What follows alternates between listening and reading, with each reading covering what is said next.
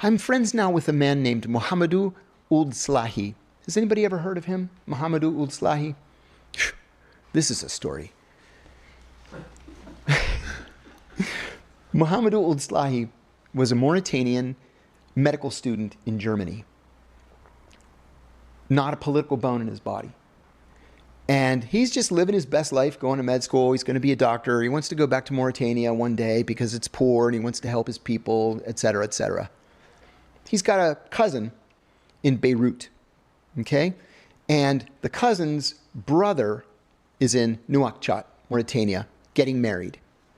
So the cousin in Beirut calls Mohamedou and says, hey, my brother's getting married in Nouakchott. Are you going to go to the wedding?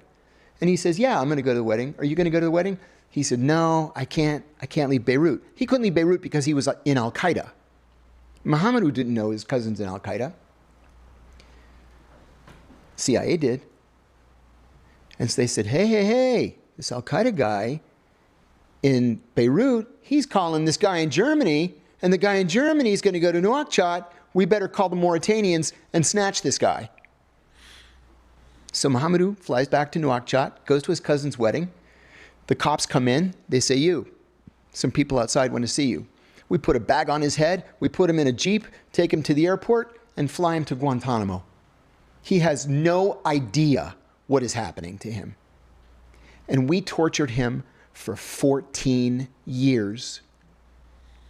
And after 14 years, we said, you know what? This guy actually doesn't know anything. Maybe he really was just a medical student.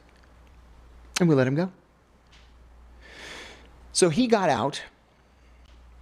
Now, right when he gets out, he's what, 36?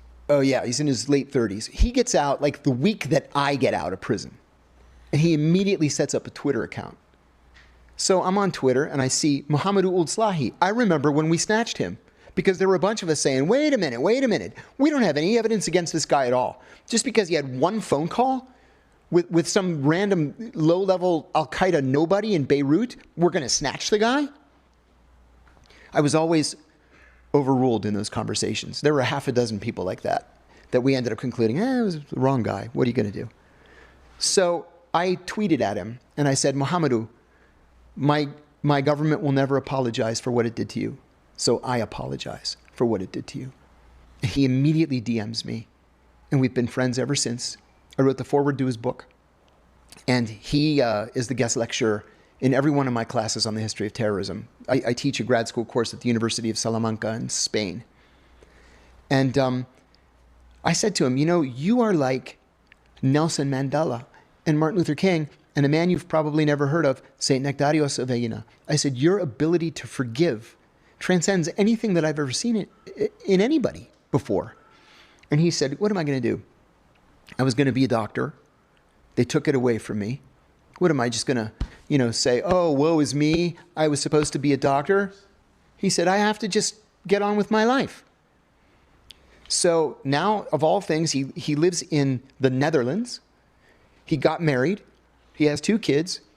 And he teaches elementary school art and started a new life and is happy and prosperous because he was able to forgive.